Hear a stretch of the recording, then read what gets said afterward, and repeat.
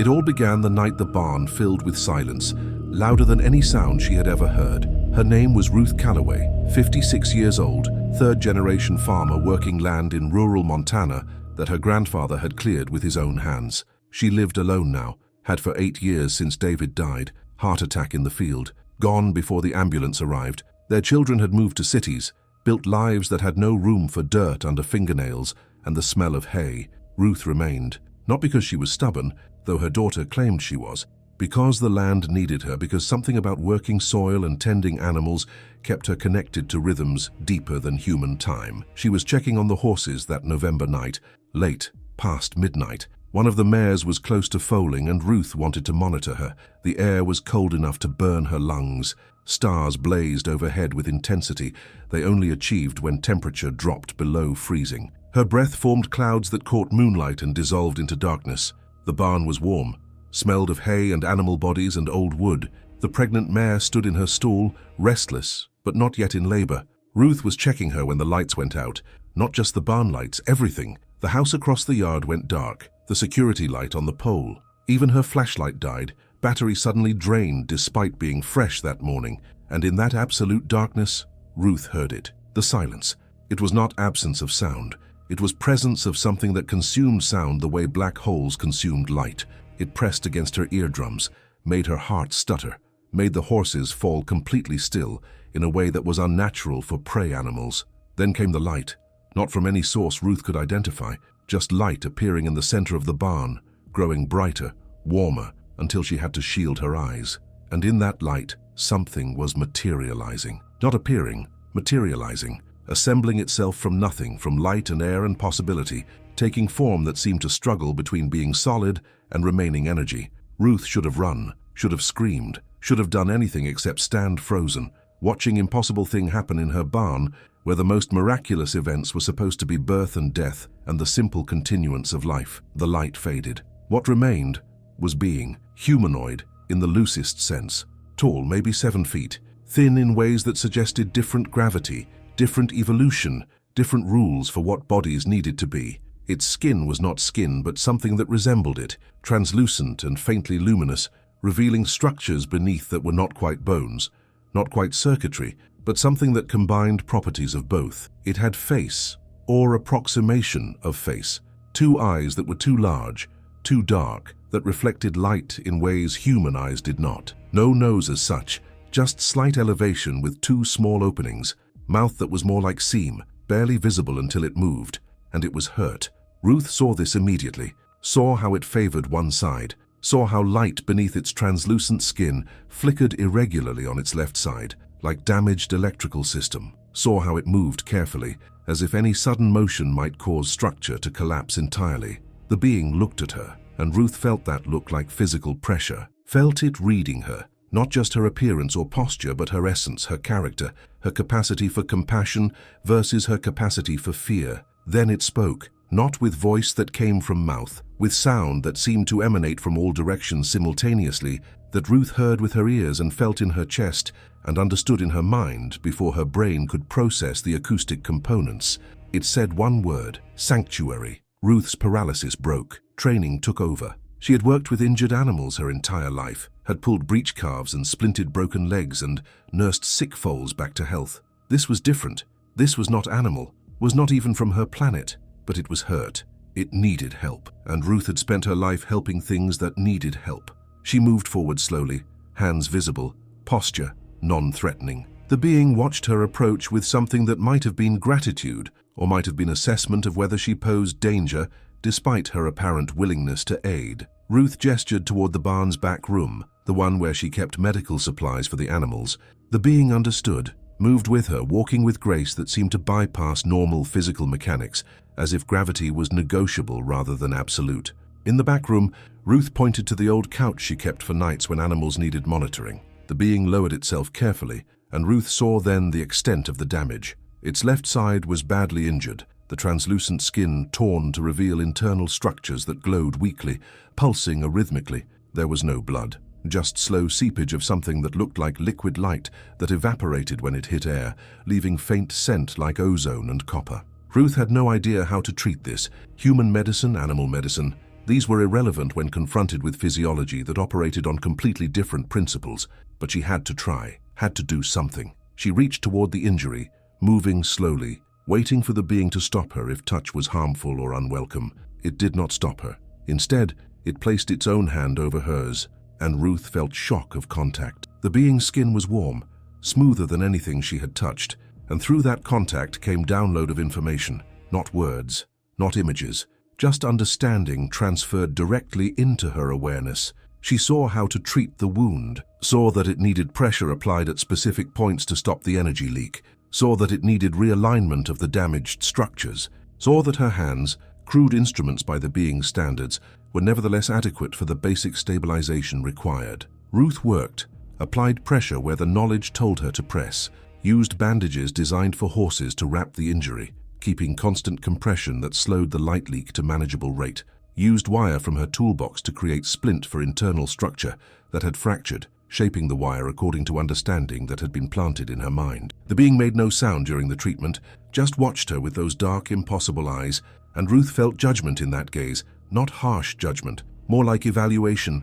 This being was deciding something about her, something important. When she finished, the light beneath the being's skin pulsed more steadily. The injury was stabilized, not healed, but no longer critical. The being would survive, at least for now. Ruth sat back, suddenly exhausted. The adrenaline that had carried her through the last hour drained away, leaving her shaking and cold, despite the barn's warmth. She looked at the being, the impossible thing sitting on her couch, and asked the question her rational mind insisted needed answering, even though every instinct said the answer would shatter her comfortable understanding of reality. What are you? The being tilted its head, motion that seemed to indicate consideration, though whether of her question or of how to answer she could not tell. Then it spoke again, that omnidirectional voice that bypassed normal auditory processing. Traveler, observer, sometimes when necessary, intervener. Though intervention violates protocols we normally honor absolutely.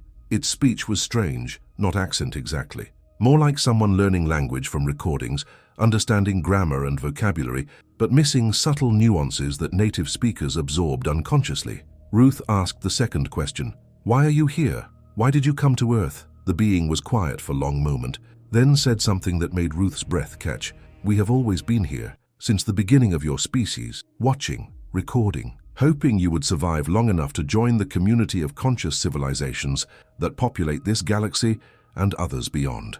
Ruth felt her worldview cracking, felt certainty about humanity's uniqueness, about Earth's special status, about the loneliness of the universe, all dissolving like sugar in hot water. But she was Montana Farmer, had learned long ago that reality did not care about her preferences. You adapted to what was true, not what you wished was true. Are there many of you? She asked.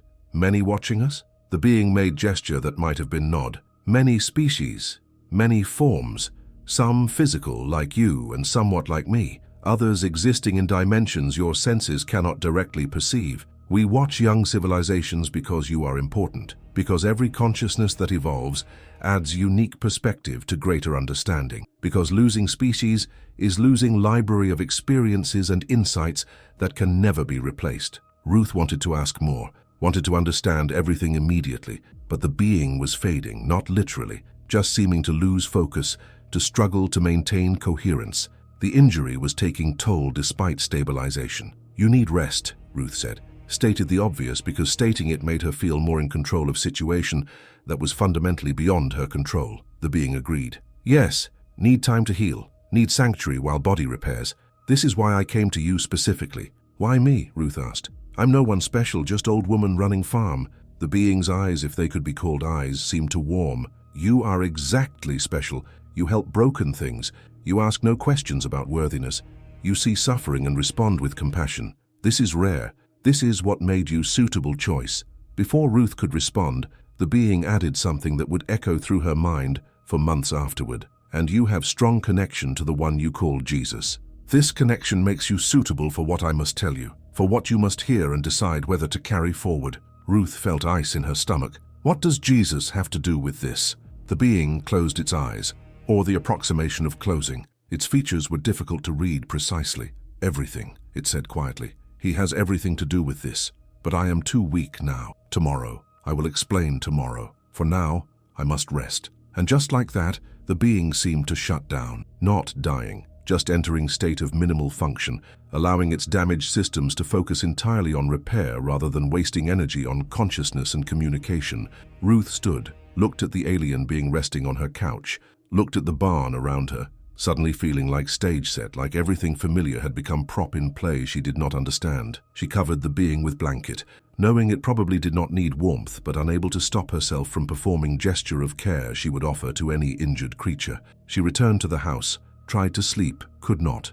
Lay in bed staring at ceiling, mind spinning through everything that had happened, trying to reconcile impossible experience with rational worldview she had maintained for 56 years. The being had mentioned Jesus, had said it had something to tell her about him, something that required her Christian faith as prerequisite for understanding or accepting.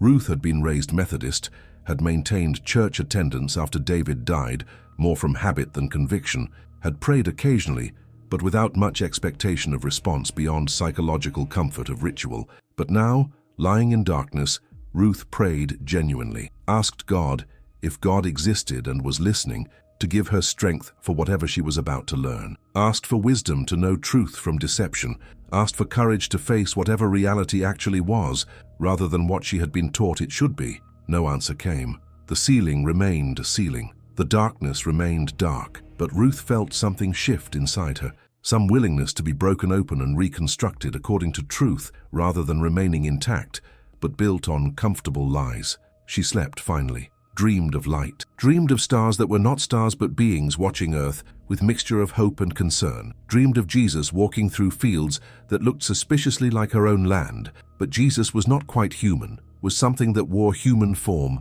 the way she wore work clothes, functional, temporary, serving purpose but not defining essence. Ruth woke to grey dawn, made coffee, fed the chickens, milked the cow, performed morning routines that grounded her in familiar reality. But the barn waited, the being waited, and whatever truth about Jesus it carried waited. She entered the barn with fresh coffee and some bread, having no idea if the being needed food, but offering it anyway. The being was awake, sitting upright now, looking stronger. The light beneath its skin pulsed steadily. The injury was still present, but healing faster than should be possible. The being accepted the coffee, but did not drink it, just held the mug, seeming to absorb heat through its hands. It did nibble the bread, though whether from actual need or courtesy, Ruth could not determine. "You want to know," the being said. Statement, not question. "About Jesus. About why I mentioned him. About what connection he has to us." Ruth nodded, sat on old wooden chair across from the couch, waited, knowing that whatever came next would change her in ways she could not predict.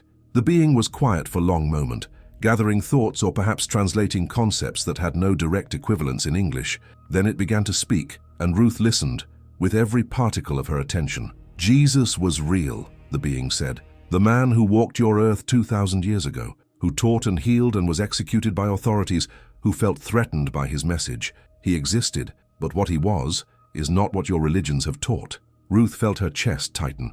Part of her wanted to stop the being, to refuse to hear what might shatter her faith, but larger part, the part that valued truth over comfort, kept her silent. The being continued. Jesus was hybrid, half human, half something else. His mother Mary was human. His father was not God in sense your theology teaches. His father was one of us. The words hung in the air. Ruth tried to process them, tried to fit this information into her understanding of Scripture, of Christian doctrine, of everything she had been taught in Sunday school and confirmed in church. "You're saying Jesus was half alien?" Her voice sounded strange to her own ears, distant, like someone else was speaking. "The terminology is imprecise," the being said gently. "Alien suggests foreign, other, but we are all consciousness, all manifestations of the same underlying awareness. What differs is form, is level of development, is role played in greater ecosystem of conscious existence. Jesus' father was from civilization much older than yours, one that had achieved levels of understanding about consciousness and reality that humanity is only beginning to glimpse." The being paused, seemed to be assessing whether Ruth could handle more, then continued. "The conception was not sexual, was transfer of genetic information directly into Mary's womb, was carefully designed to create being that could serve as bridge between human consciousness and cosmic consciousness. Jesus was born with abilities that normal humans do not possess, abilities that came from his hybrid nature. This is why he could heal, why he could manipulate matter, why he understood truths about existence that seemed miraculous to those around him. Ruth's hands were shaking. She set down her coffee mug before she dropped it. But the Bible says he was Son of God, says he was divine. He was, the being said simply. But so are you. So is every consciousness. Divinity is not special status granted to chosen few, is fundamental nature of awareness itself. Jesus understood this perfectly, tried to teach it, said repeatedly that what he did, others could do also, that the kingdom of heaven was within everyone, that all humans were children of God, not just him. The being's voice took on quality that might have been sadness, but humans preferred to worship him rather than emulate him, preferred to make him unique so they could avoid responsibility of becoming what he demonstrated was possible. Easier to say he was only begotten Son of God, fundamentally different from normal humans, than to accept his teaching that everyone could achieve what he achieved through dedication to love and truth. Ruth felt tears on her face without knowing when she had started crying. Everything she had believed was being dismantled. But beneath the grief of losing comfortable certainty, something else stirred. Relief, maybe, or recognition. As if part of her had always known that official story did not quite fit, that there were pieces missing from the narrative. Why? She asked. Why would your people do this? Why create Jesus? Because humanity was failing, the being said bluntly. 2,000 years ago, you stood at crossroads, could evolve toward cooperation and compassion, or devolve into tribalism and violence. The trajectory was not promising. We had seen it before with other young species, watched them destroy themselves before reaching maturity necessary to join galactic community. We decided to intervene, against protocols, against normal practice of non-interference. But the potential we saw in humanity was too valuable to lose without attempt at course correction. The being shifted, wincing slightly as movement stressed healing injury. Jesus was intervention, was attempt to plant seeds of consciousness shift that would grow through centuries, that would gradually move humanity toward recognition of its fundamental unity. Was not supposed to become basis for religion, was supposed to be example, demonstration, proof of concept that humans could transcend their violent nature and embody love as organizing principle. Did it work? Ruth asked, though she feared she knew the answer. The being made gesture that might have been shrug. Partially. Christianity spread. Jesus' teachings influenced billions, but message was corrupted, turned into tool for control rather than catalyst for liberation, used to justify wars, slavery, oppression, everything Jesus stood against. This happens often. Truths get twisted by those who benefit from distortion. Ruth sat in silence, trying to absorb everything she was hearing. Her faith was not destroyed, she realized, was being transformed. Jesus was still real, was still teacher worth following. But the story was bigger, stranger, more complex than she had imagined. Are you telling me this to destroy people's faith? She finally asked. No, the being said firmly. Faith is valuable, hope is necessary, love is essential. These are what Jesus taught. These are what matter. Whether Jesus was wholly divine or hybrid or something else, his message remains true. Love your enemies. Forgive those who hurt you. Recognize divinity in everyone. See through illusion of separation. These are not religious platitudes. These are instructions for survival, for evolution, for joining community of conscious civilizations that have learned to live in harmony rather than conflict. The being leaned forward slightly. I tell you this because humanity is again at crossroads, has technology to destroy itself, has divisions that threaten to fracture species beyond repair, has forgotten Jesus' core message in favor of tribal identities and religious nationalism. If you continue current trajectory, you will not survive to see next century. This is not prophecy, is simple extrapolation from observable patterns. Ruth felt weight of this information pressing on her chest. What can we do? What can I do? I'm just farmer. You are witness, the being said. You are carrier of truth. You will decide whether to share what I have told you, whether to plant seeds that might grow into understanding that saves your species, or whether to keep silent, to carry this alone, to let fear of ridicule overcome service to truth. The being stood, moving with more fluidity now. The healing was progressing rapidly. Soon, it would leave, would return to wherever it came from, and Ruth would be left with story no one would believe. I need to show you something, the being said. Something that will help you understand, something that will make what I have told you undeniable, at least to yourself. Before Ruth could ask what, the being touched her forehead. The barn disappeared. Reality dissolved. Ruth existed in space that was not space, in time that was not time. She saw Earth from outside, saw history unfolding not in linear sequence, but all at once, past and present and potential futures existing simultaneously. She saw Jesus, not painting, not statue, real man, young, brown skin, calloused hands, laughing with friends, healing sick, speaking truths that made authorities nervous. And she saw the others around him, not just disciples, others, beings like the one who stood before her, invisible to normal humans, watching, guiding subtly, protecting Jesus when they could, witnessing his death when they could not prevent it without violating free will. She saw crucifixion, but not as theological event, as murder, as empire exercising power over threat to its authority. Saw Jesus suffering and dying not to pay debt to angry God, but to demonstrate that love persists even through extreme violence, that forgiveness is possible even for those who torture you, that death is transition rather than ending. She saw resurrection, but not as body reanimating, as consciousness returning, as Jesus's hybrid nature, allowing him to exist beyond physical death, to appear to his followers one more time to prove that awareness was not dependent on flesh, that they too would continue beyond bodily death, that fear of annihilation was illusion designed to keep them compliant. And she saw the centuries after, saw how message spread and mutated, saw Constantine weaponizing Christianity for political purposes, saw crusades and inquisitions and witch burnings, all done in name of teacher who preached only love, saw also the saints and mystics who understood, who lived Jesus's actual teaching, who became lights in darkness, even when institutions tried to extinguish them. She saw present, saw Earth warming, species dying, humans dividing into hostile camps convinced of their own righteousness, saw nuclear weapons and biological weapons, and weapons of mass surveillance and control, saw suffering on scale that Jesus would weep to witness, and she saw potential futures, multiple timelines branching from present moment. Some led to extinction, some led to barely survival, to civilization collapsing and humans regressing to primitive subsistence.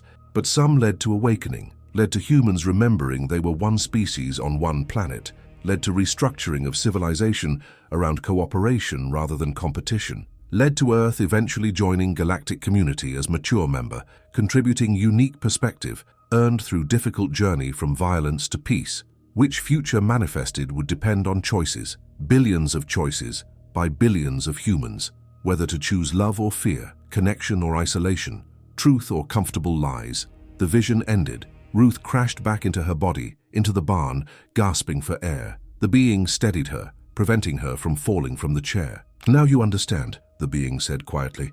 "Now you carry not just words but experience. You have seen, you know. The question is what you will do with this knowledge."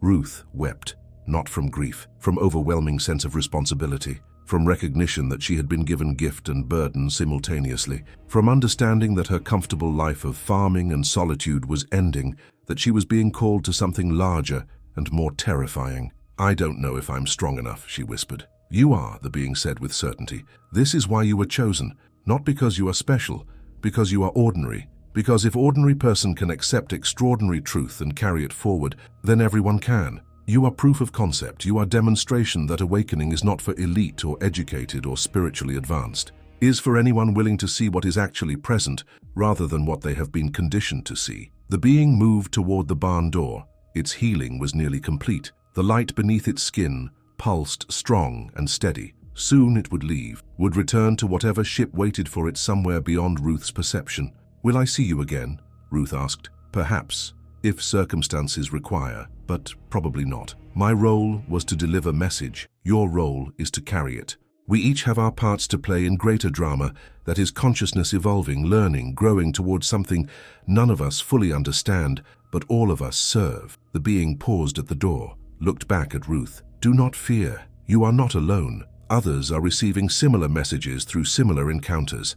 Network of awakened humans is growing. You will find them. They will find you. Together, you will do what needs to be done." Then the being was gone, did not walk away, just ceased to exist in the barn, presumably returning to wherever it had come from through means Ruth's mind could not comprehend. She sat alone in the barn as dawn light strengthened. The horses stirred in their stalls. The pregnant mare whinnied softly. Life continued its normal rhythms, as if nothing impossible had occurred, but everything had changed. Ruth had changed. She carried now knowledge that was simultaneously liberating and terrifying. Jesus was real but different than she had believed. Earth was watched by older civilizations. Humanity stood at crossroads, and she, ordinary farmer, had role to play in whether her species survived. She stood on shaking legs, returned to the house, made more coffee, called her daughter in Seattle, not to tell her about the being. That would come later, maybe, if circumstances were right, just to hear her voice. To remind herself that connection mattered, that love mattered, that regardless of cosmic revelations and alien encounters, the simple human bonds of parent and child remained real and important. Her daughter asked if she was okay, said Ruth sounded strange. Ruth lied, said she was fine, just tired, just missing David, just feeling her age and her isolation. They talked about grandchildren and weather and Sarah's job. Normal conversation, comforting in its banality. Ruth held onto it like anchor, grounding herself in familiar reality before she had to face the implications of what she now knew. When the call ended, Ruth sat at her kitchen table, looked out the window at land she had worked for decades, at fields and barn and distant mountains, at beauty that existed regardless of whether humans understood their place in cosmos, at Earth that would outlast human civilization regardless of which future timeline manifested. And she made decision. She would not keep silent, would not carry this alone, would not let fear of ridicule stop her from sharing truth that might save lives, might save species, might tip balance toward awakening rather than extinction. She did not know how yet, did not know who to tell or how to tell them without sounding insane, but she would find way, would trust that the being was right, that others existed who had received similar messages, that network would form organically when conditions were right. For now, she would continue farming,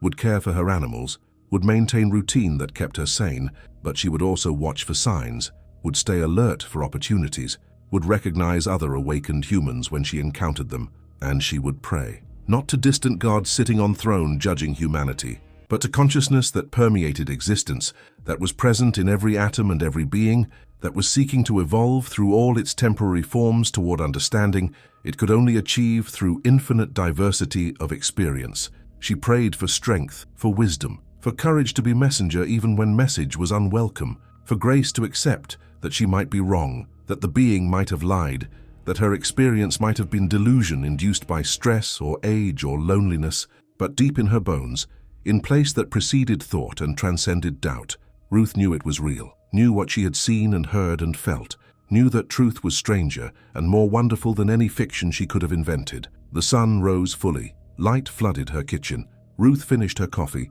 rose from the table, returned to work that needed doing, but she was changed, was carrying seed that would either grow or lie dormant, but either way was planted. Either way was waiting for conditions that would allow it to sprout.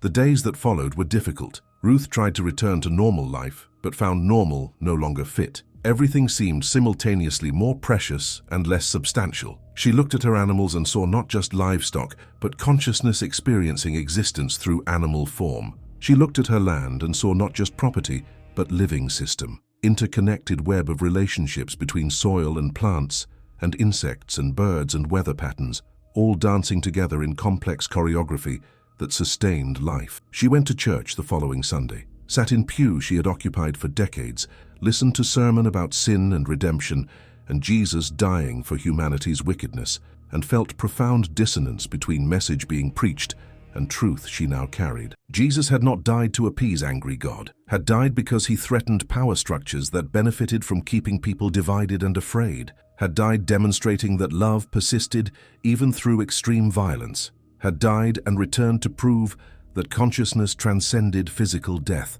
After service, Ruth approached Pastor Mitchell, kind man, sincere in his faith, but limited by doctrine he had been taught, by theological frameworks he had never questioned. She tried carefully to share what she had learned, did not mention alien, just said she had been studying on her own, reading about historical Jesus, thinking about what his message really was beneath layers of interpretation.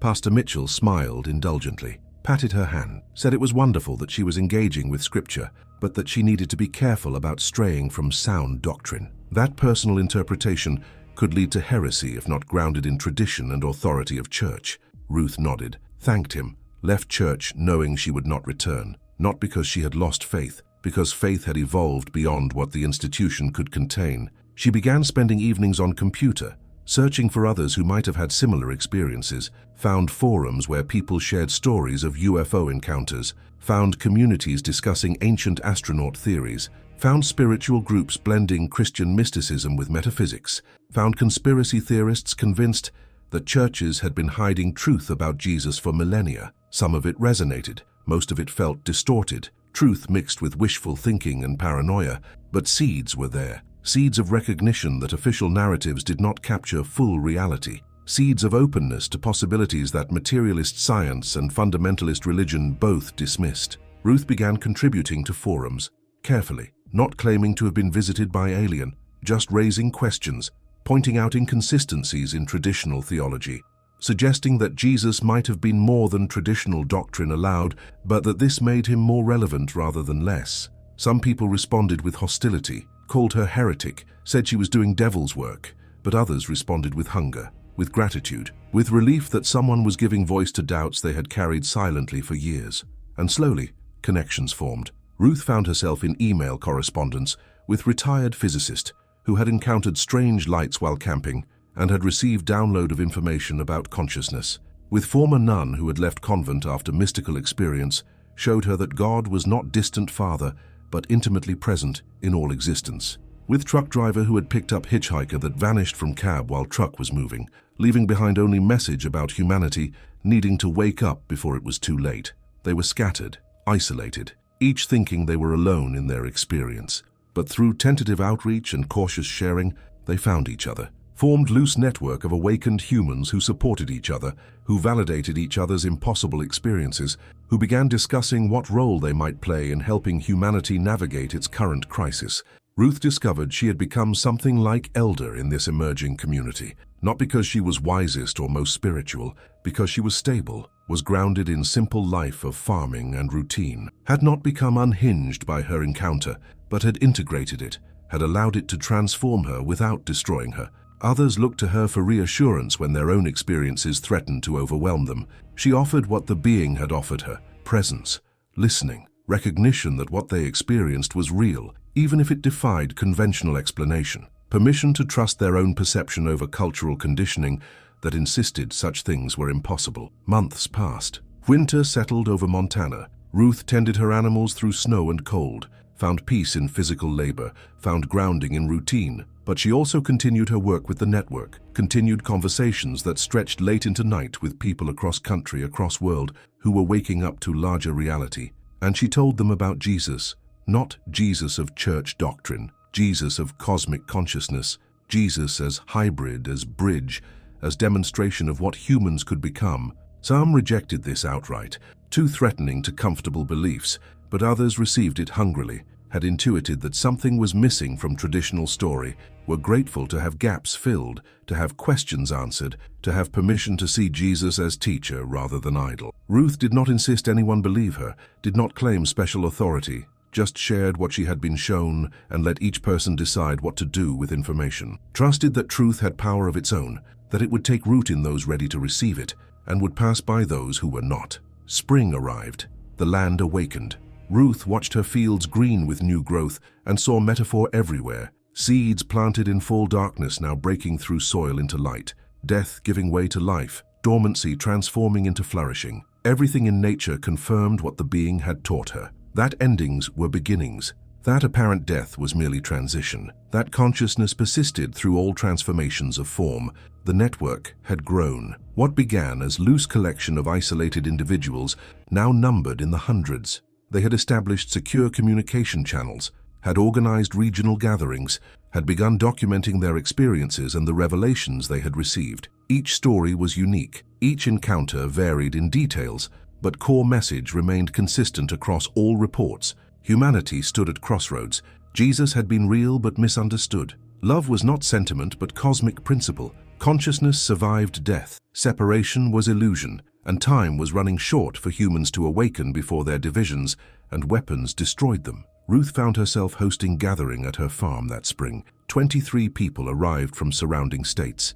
They camped in her fields, cooked communal meals, sat in circles sharing their experiences. And Ruth felt David's absence acutely during these gatherings.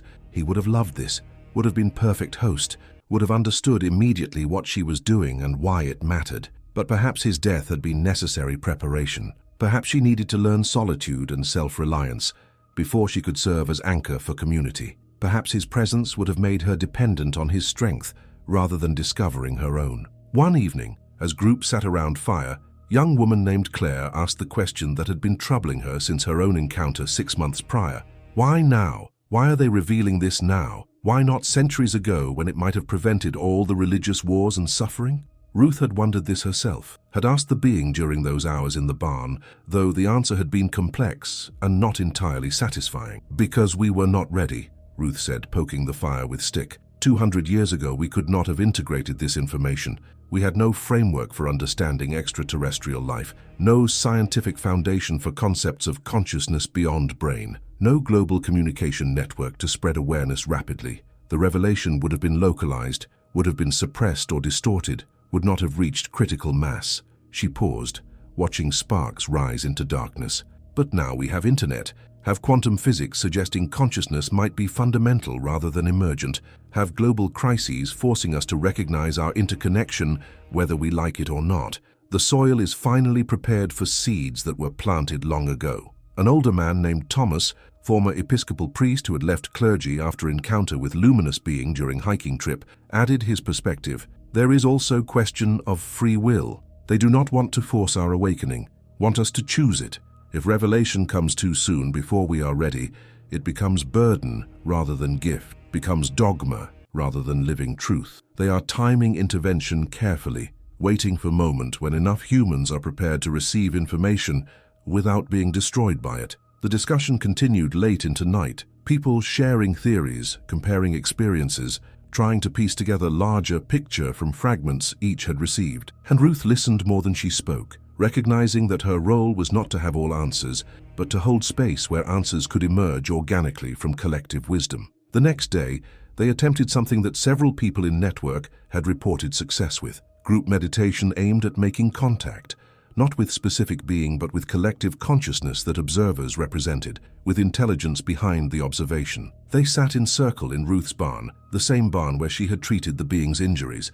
The space felt charged somehow, sacred in a way that had nothing to do with religious designation and everything to do with what had occurred there. Ruth guided them into stillness, asked them to release expectations, to open rather than seek, to receive rather than demand, to trust that if contact was meant to occur, it would occur in form and timing appropriate to each individual. Silence settled, deep silence, the kind that is presence rather than absence. Ruth felt herself sinking into it, felt boundaries of her individual awareness becoming porous, felt connection to others, in circle strengthening until she could barely tell where her consciousness ended and theirs began. And then it happened, not dramatically, not with lights or sounds or visible phenomena, just subtle shift, presence entering the circle, or perhaps presence that had always been there becoming perceptible. Ancient awareness, loving awareness, awareness that held them all with tenderness that brought tears without sadness. The presence communicated, not to any single person, but to all of them simultaneously. Each received transmission in form most comprehensible to their individual consciousness. For Ruth it came as images and feelings and understanding that formed below language, then translated itself into words her mind could process. They were told that intervention was accelerating, that more encounters would occur globally, that resistance would intensify as those invested in current power structures recognized threat to their authority, that violence might erupt against awakened humans as it had erupted against Jesus 2,000 years ago. That courage would be required, that faith not in doctrines but in fundamental goodness of consciousness would be tested. But they were also told that outcome was not predetermined, that awakening had genuine chance of success, that enough humans had opened that tipping point was approaching, that their work of sharing truth, of embodying love, of repairing connections wherever possible was having effect beyond what they could perceive from limited individual perspectives. The presence showed them vision, showed them Earth 10 years, 50 years, 100 years in future assuming awakening succeeded, showed them civilization restructured around cooperation, showed them technology developed for healing rather than harming, showed them humans working together across all previous divisions to address climate change and inequality and suffering, showed them Earth eventually welcomed into galactic community, contributing unique gifts earned through difficult journey from violence to peace. And the vision was so beautiful that several people in circle wept openly, wept from longing for that future, wept from grief that it was not yet reality, wept from determination to do whatever necessary to make it manifest. The presence withdrew gradually, did not vanish abruptly but faded like dawn fades into full daylight, leaving no clear moment when it transitioned from present to absent. The circle sat in silence for a long time afterward, each person processing what they had experienced, integrating downloads of information and emotion that were still sorting themselves into coherent understanding. When they finally spoke, comparing notes, they discovered remarkable consistency. Everyone had received same core message despite experiencing it through different sensory modalities and interpreting it through different conceptual frameworks. This was not mass hallucination, was genuine contact with intelligence beyond normal human consciousness. The gathering ended 2 days later with renewed sense of purpose. People departed energized, committed, ready to continue work of awakening in their own communities and contexts. Ruth hugged each person as they left, feeling like mother sending children into dangerous world, hoping she had given them what they needed to survive and thrive. In the weeks that followed, reports flooded in from across the network. Others were having similar group experiences, gatherings where presence manifested, where visions were shared, where downloads occurred. The acceleration the presence had mentioned was evident. Something was building toward climax that Ruth could feel approaching but could not clearly see, and resistance was intensifying as predicted. Ruth received hate mail after someone from gathering posted about experience on social media, threatening messages, accusations of devil worship, promises of divine judgment. She deleted most without reading them fully, but some got through, left marks, made her doubt whether she was doing right thing by spreading information that clearly triggered such violent reactions in some people. She called Claire, the young woman who had asked why now. Claire had become close friend, had taken to calling Ruth weekly for guidance and support. Ruth confessed her doubts, her fear that she was leading people astray, that maybe the being had been demon rather than angel, that maybe she was participating in deception rather than revelation. Claire listened patiently, then said something that shifted Ruth's perspective. If what you are teaching leads to love, it is from God. If it leads to fear and hatred, it is not. Look at fruit of your work. Are people becoming more compassionate, more open, more willing to serve others, or are they becoming cruel and closed and selfish? Ruth considered. Everyone she had worked with in network had reported becoming more patient, more forgiving, more capable of seeing divine in all people, including their enemies.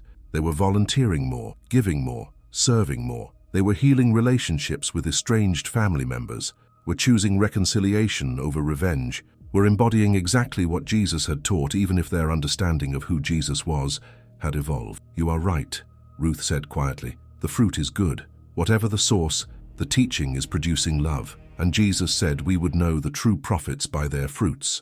Exactly, Claire said. So stop doubting. Keep going, keep sharing, keep being exactly who you are being. The hatred you are receiving is not because you are wrong, is because you are threatening systems that benefit from keeping people divided and afraid. That hatred is confirmation you are on right path. Ruth felt strength return, felt clarity replace confusion. She would continue, would endure whatever came, would trust that truth had power to protect itself and those who served it faithfully. Summer arrived.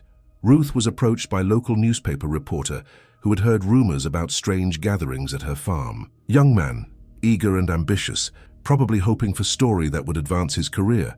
Ruth agreed to interview, knowing it would expose her to broader scrutiny, but feeling that time for hiding was past. The interview was difficult.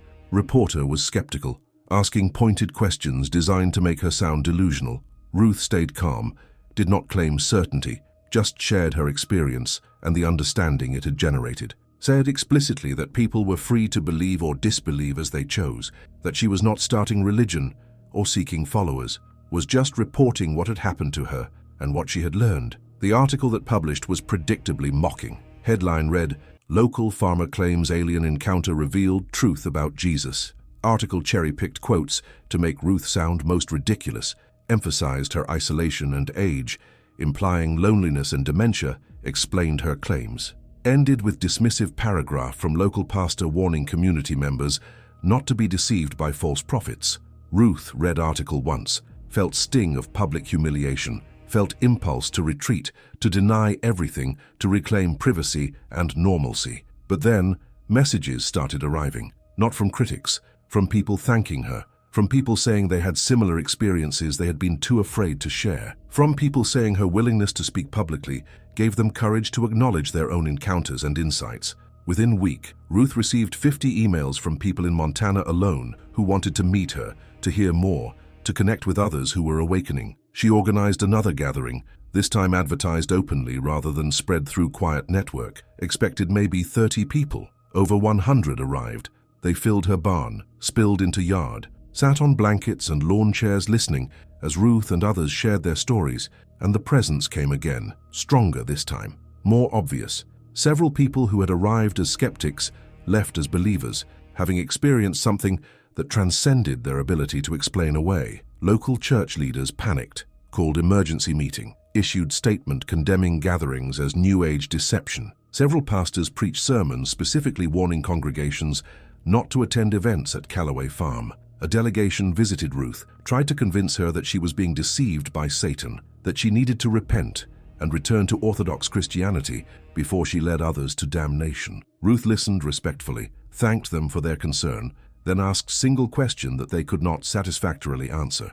If Jesus said, "Love your enemies," and I am teaching people to love their enemies, how can my teaching be from Satan? They sputtered, said it was more complicated than that, said correct doctrine mattered, said she was undermining biblical authority, but they could not point to anything she was actually teaching that contradicted Jesus's core message. They left frustrated, promising that community would see through her deception eventually, but community was not seeing through anything. Community was waking up.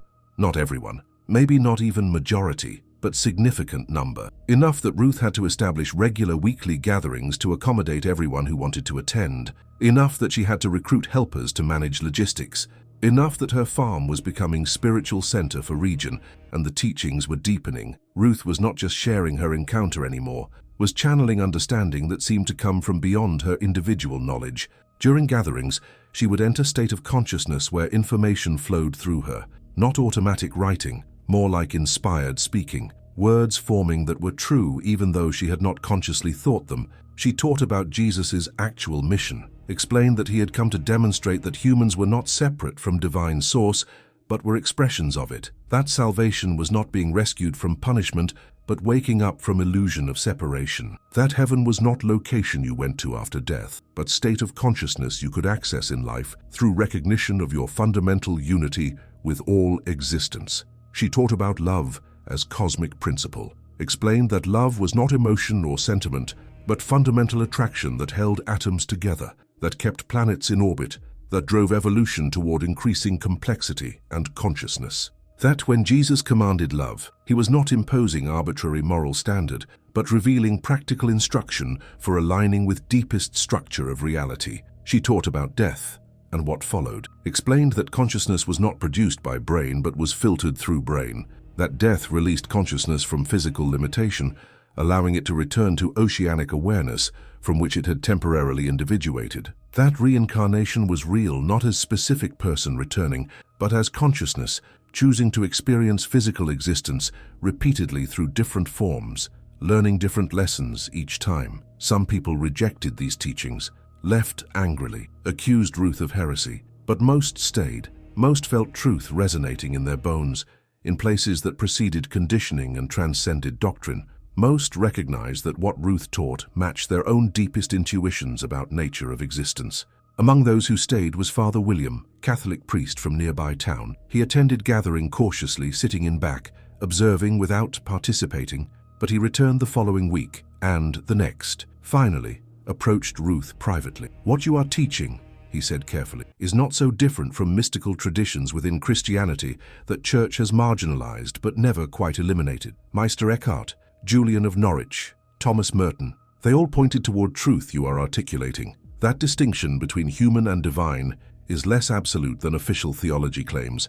That union with God is possible in this life, not just after death. That love is everything." Ruth felt tears forming. "Does this mean you believe me? About the being, about Jesus?" Father William smiled sadly. "I do not know what I believe about specifics of your encounter, but I believe you experienced something genuine." And I believe teaching that emerges from that experience is Truth Church should have been teaching all along, but was too afraid to teach because it threatened power structures built on guilt and fear. He paused. I am risking my position by being here. Bishop has already warned me to stay away, but I cannot stop coming. What you are offering here is what I became priest hoping to offer. Real spiritual transformation, real experience of divine, real community built on love rather than fear. If I am defrocked for this, so be it. Father William became regular presence at gatherings, brought perspective from deep tradition, helped contextualize Ruth's teachings within broader history of Christian mysticism, showed people that what seemed like radical departure from faith was actually return to its roots, to experience-based knowing that preceded dogma-based believing. His presence lent credibility, made it easier for traditionally religious people to attend without feeling they were abandoning Christianity, showed that awakening and faith were not contradictory, but complementary, that Jesus of churches and Jesus of cosmic consciousness were same teacher viewed from different angles of understanding. Fall arrived. Ruth was exhausted. Gatherings had grown so large and frequent that she had little time for farming, had to hire help for first time in her life. Her children expressed concern about her health and sanity. Daughter Sarah flew from Seattle specifically to convince Ruth to stop before she destroyed her reputation completely. They sat in Ruth's kitchen, Sarah gentle but firm. Mom, people are calling you cult leader, are saying you have been brainwashed. I'm worried about you. This is not who you are. Ruth listened, loved her daughter's concern, even as she knew Sarah could not understand. Who I am has changed, Ruth said simply. Not because I was brainwashed, because I experienced something that opened my eyes to larger reality, and now I cannot pretend I did not see what I saw, cannot go back to smaller understanding just because it would be more comfortable or more socially acceptable. But the things you are teaching, Sarah pressed, about Jesus being half alien, about consciousness surviving death, about love being cosmic force, Mom, these are not Christian beliefs. These are truth, Ruth interrupted, or at least closer to truth than what I was taught in Sunday school, and I have to share what I know, even if it costs me everything, even if you and your brother think I have lost my mind, even if whole community turns against me, because staying silent when I have been given information that could help people is betrayal of trust that was placed in me. Sarah was quiet for a long moment, then asked question Ruth had been waiting for. Did this really happen, Mom? Did you really see alien in barn? Or is this elaborate coping mechanism for Dad's death and your isolation? Ruth held her daughter's gaze. It really happened, as real as you sitting across from me now. More real, actually, because encounter with that being showed me that what we call reality is thin veneer over much deeper and stranger truth. I know you cannot understand. I know I sound crazy, but I also know what I experienced. And I would rather be called crazy for telling truth than be called sane for maintaining comfortable lie. Sarah did not become believer that night, but something softened, some judgment released. She hugged her mother before leaving, whispered that even if she did not understand, she respected Ruth's courage to follow her convictions. That was enough, was more than Ruth had hoped for. Winter came again, full year since the being had appeared in Ruth's barn. She marked anniversary with special gathering. Over 200 people attended despite bitter cold. They crammed into barn and overflow spaces Ruth had set up in machinery shed and garage. And during meditation that evening, something extraordinary occurred. Every person present saw same vision simultaneously. Later, when comparing notes, they would discover remarkable consistency in details. They saw Jesus, not historical Jesus, but Jesus consciousness. And Jesus spoke. He said, I never asked to be worshipped, asked to be followed. Ask that you love as I loved, serve as I served, forgive as I forgave, see divinity in all beings as I saw it. The religion that bears my name has strayed far from my actual teaching, but correction is coming. Those who have ears are hearing, those who have eyes are seeing. A number of awakened is reaching threshold where transformation becomes inevitable. He said, do not fear the changes approaching. Fear is opposite of faith. And faith is not believing impossible things, is trusting that consciousness underlying existence is fundamentally benevolent, fundamentally creative, fundamentally oriented toward love and growth and flourishing of all beings. He said, I am returning, not as single man but as recognition awakening in millions of hearts simultaneously. I am returning through you, through everyone who chooses to embody love, through everyone who releases fear and embraces connection. You are my second coming. You are resurrection of principles I taught, You are living proof that humans can evolve beyond violence and division into unity and peace." The vision faded. People sat in stunned silence. Then someone started crying. Then several people, not from sadness, from overwhelming emotion of having been directly addressed by consciousness they had only previously encountered through scripture and doctrine, of having received validation that what they were doing, what Ruth was teaching, was aligned with Jesus' actual intention. Word spread quickly. News of shared vision reached network members across country and world. Similar visions were reported from gatherings everywhere. The presence was making itself known more directly, was confirming that awakening was accelerating, was preparing humanity for transformation that would either save species or serve as final test of whether humans were capable of evolution necessary for survival. Religious leaders could no longer ignore phenomenon. Several mainstream churches held forums on cult activity in rural areas. Media ran stories about mass delusions and religious hysteria. Psychologists published papers theorizing about social contagion and shared psychosis. Government agencies began monitoring gatherings, concerned about potential for violence or extremism, but phenomenon could not be suppressed, was too widespread, too decentralized, no single leader to arrest, no single location to shut down. Gatherings were happening spontaneously wherever awakened humans found each other, and the teachings were consistent across all locations despite no formal coordination. This was not cult. Was genuine grassroots spiritual awakening catalyzed by encounters with non-human intelligence. Ruth found herself invited to speak at gatherings beyond her farm, traveled to Colorado, to Oregon, to Arizona, met others who had been visited, shared experiences, compared notes, built connections, and everywhere she went she taught same core message. Love is real, consciousness is eternal, separation is illusion. Jesus was teacher, showing humans what they could become. And time was running short, but hope remained. She also encountered opposition, was confronted by protesters at some gatherings, Christians waving Bibles and shouting about false prophets, skeptics demanding scientific proof of her claims, hostile journalists asking gotcha questions.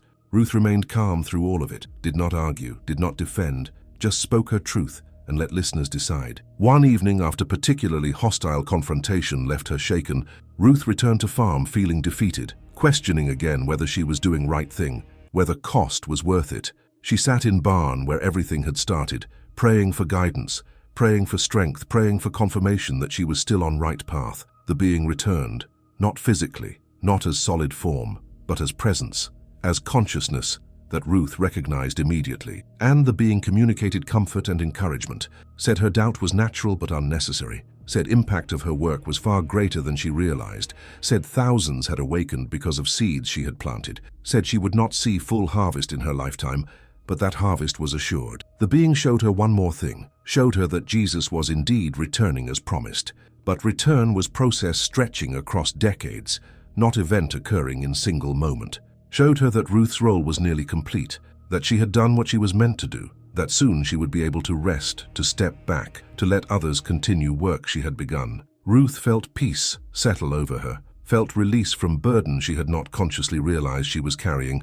She was 60 years old now, was tired, had given everything for 4 years, had endured ridicule and threats, had sacrificed privacy and reputation, had done what was asked. She scaled back gatherings that winter, handed leadership to others who had been trained, who understood teachings, who could carry torch forward. Father William took primary role, supported by Claire and Thomas and several others who had been with Ruth from early days.